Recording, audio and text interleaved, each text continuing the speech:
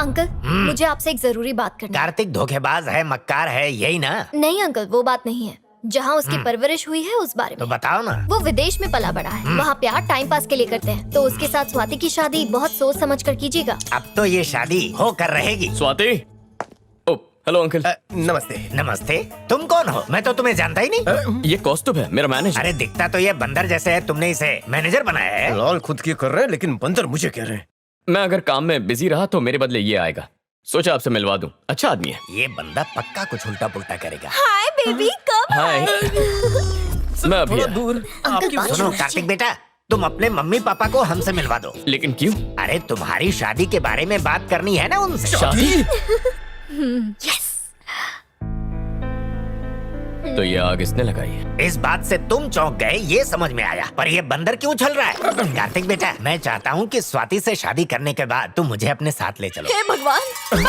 तुम चुप रहो। विदेश में झाड़ू पोछा करने वाले को भी अच्छी पगार मिलती है। फिर दुख भरे दिन बीतेंगे, अच्छे दिन आएंगे। कार्तिक बेटा, शादी हफ्ते भर में हो जानी चाहिए। नहीं हो सकती। अबे तू इतनी खोखो क्यों कर रहा है? देखो दिव्या, तुम सच नहीं जानती हो। एक मिनट सर, बॉस यहाँ पर स्वाति का हाथ मांगने नहीं आए हैं। कान खोलकर सुन लीजिए, बॉस स्वाति से नहीं दिव्या से प्यार करते हैं। तुम झूठ बोल रहे हो। सच्चाई क्या है, तुम बताओ।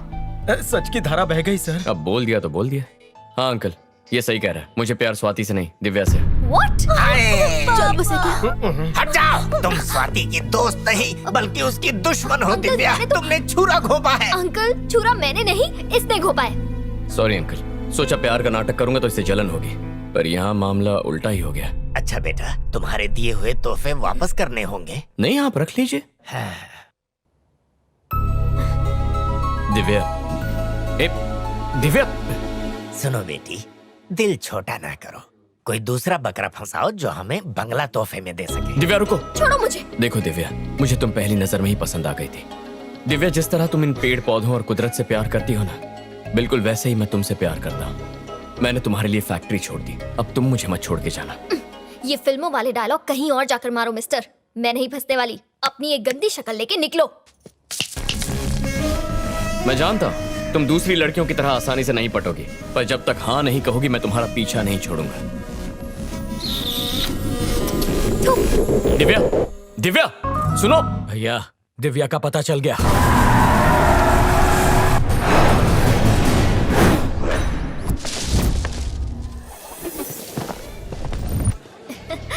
ये तुम्हारे लिए। बाय। जितने प्यार से इनसे बात करती हो, कभी मुझसे भी कर लिया करो। इमली की तरह थोड़ी खट्टी है सर, आम की तरह थोड़ी मीठी बनो ना। लगी क्या? आप रिस्क मत लीजिए। सुनो दिव्या, ये हरी भरी जवानी हरियाली पर क्यों लुटा रही हो? अरे पेड़ तो अपने आप बढ़ जाएंगे, लेकिन इससे शादी करने के बाद आपका परिवार बढ़ेगा। तो ये रिश्ता पक्का? मुझसे उलझकर अपनी फैक्ट्री तो बंद करवा चुके हो। दोबारा पंगा लिया तो ऐसी हालत करूंगी कि आईने में अपनी शक्ल भी नहीं देख पाओगे, समझे? अरे बाप रे, क्या धमकी दी है, मुझे तो डर लग रहा है। बदतमीज। अरे दिव्या, मेरी बात। सर, उसे जाने दीजिए सर, वो आपके प्यार के घास पर ट्रैक्टर चलाकर चली गई।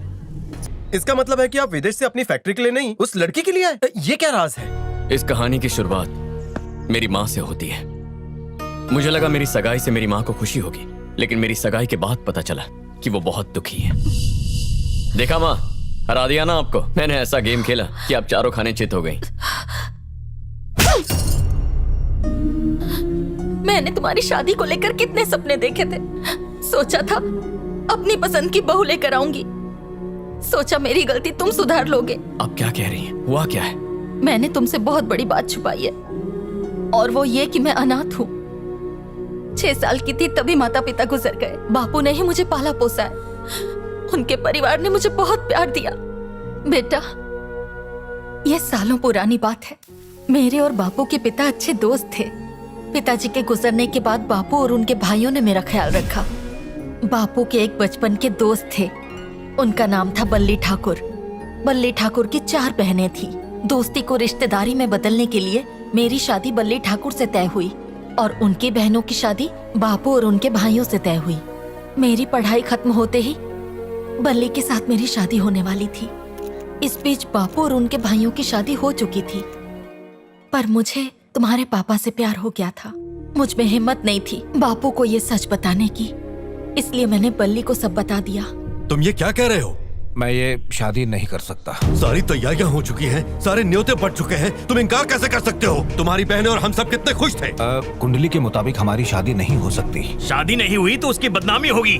वो मैं नहीं जानता, लेकिन मैं ये शादी नहीं कर सकता। माफ कीजिए। लेकिन बल्ली ने हमारी शादी कोर्ट में करवा के हमें गांव से बाहर भेज दिया।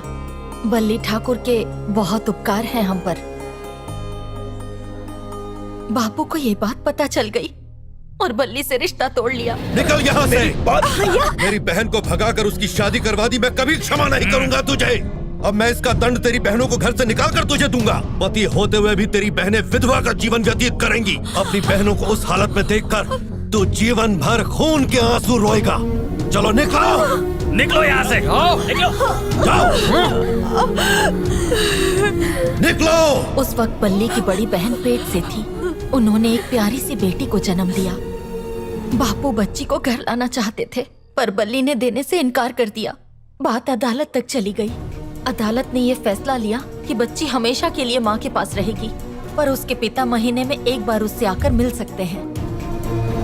उसी दिन के बाद मैंने एक फैसला लिया था कि तुम्हारी शादी मैं दिव्या से करवाऊंगी, ताकि जो गलती मैंने की है उसकी माफी मांग सकूं। तो इस बारे में मैंने बल्ली से बात की। सरस्वती, तुम्हारे इस फैसले से कुछ भी बदलने वाला नहीं है।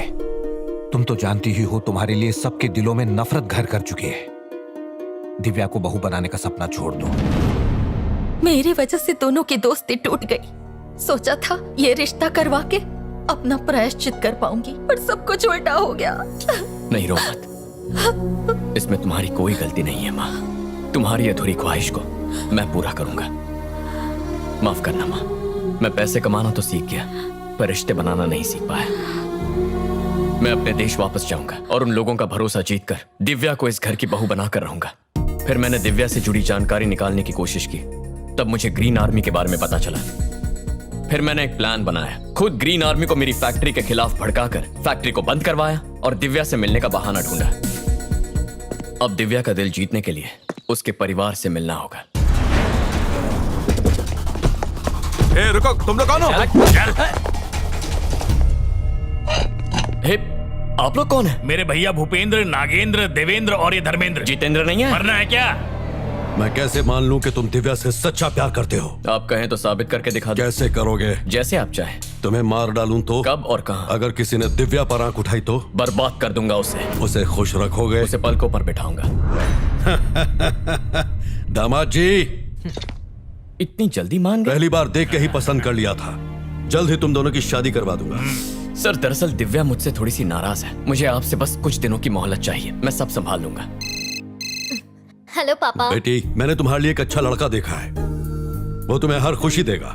देखिए पापा, बस मुझे झूठे वादे करने वाले लड़के बिल्कुल नहीं पसंद। बहुत ही अच्छा लड़का है बेटी, तुम्हें जरूर पसंद आएगा। मेरी बात मानो और उससे एक बार मिल लो। ठीक है, और तो कुछ नहीं है जी ना? ठीक है। बाकी हाँ, काम हम ओके। लोगों ने कर लिया। किसका फोन था बेटा? वो पापा ने मेरे लिए एक लड़का देखा है और वो कल मिलने के लिए आ रहा है। तो उसको मना कर दो, मैं तुम्हारे लिए उससे भी अच्छा लड़का मामा जी, लाऊंगा। पापा और आपके संबंध पहले ही बहुत खराब हैं, उन्हें और खराब मत कीजिए। मैं उस लड़के से मिल लूं तो ही अच्छा है। देखो, ये क्या कर रही है इसे खुद पता नहीं है। इसके बाप का भेजा हुआ कोई भी लड़का आए तो उसे रवाना कर दो, और अगर अड़ जाए तो खत्म कर दो।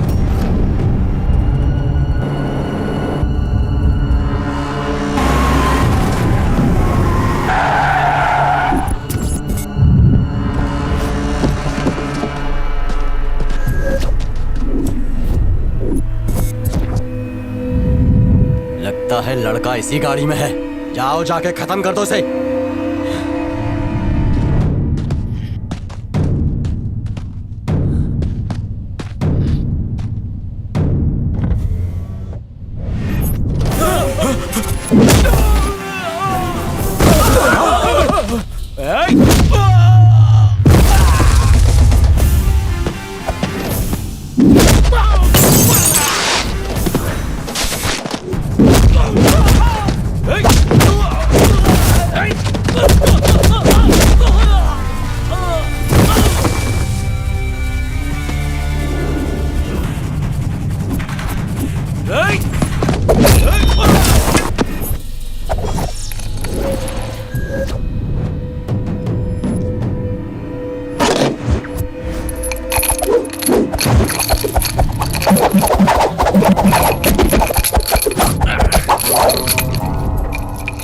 अरे सामने ये 2 डंडियां लेके हवा में ऐसे वैसे घुमाने से तू एक्शन हीरो नहीं बन जाएगा। बहुत दिनों से इसका इस्तेमाल नहीं किया, कोई ढंग का मिला ही नहीं। क्यों ना तुम पे ट्राई करूं। डर तो नहीं जाओगे ना? इस खिलौने से कौन डरेगा? तो चल आजा, 2-2 हाथ हो ही जाए। देखते हैं आज तुम्हारे ये हथियार जीतते हैं या मेरा ये खिलौना तुम्हारा नक्शा बिगाड़ देता है।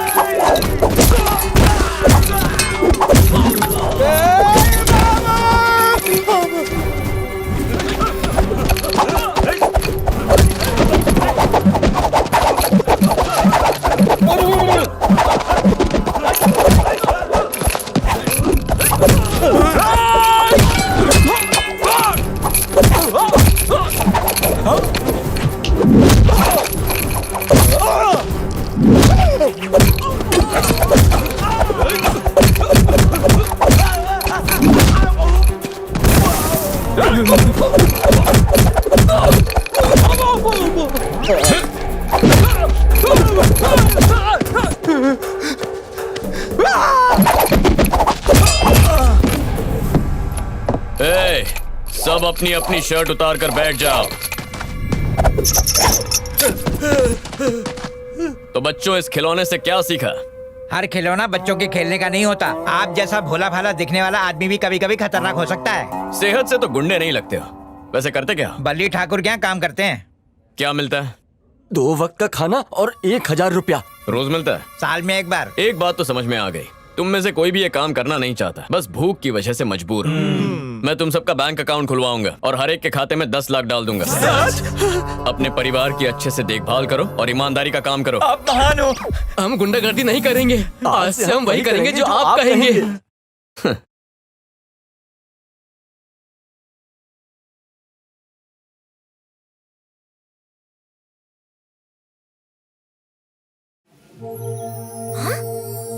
ये तो वही है।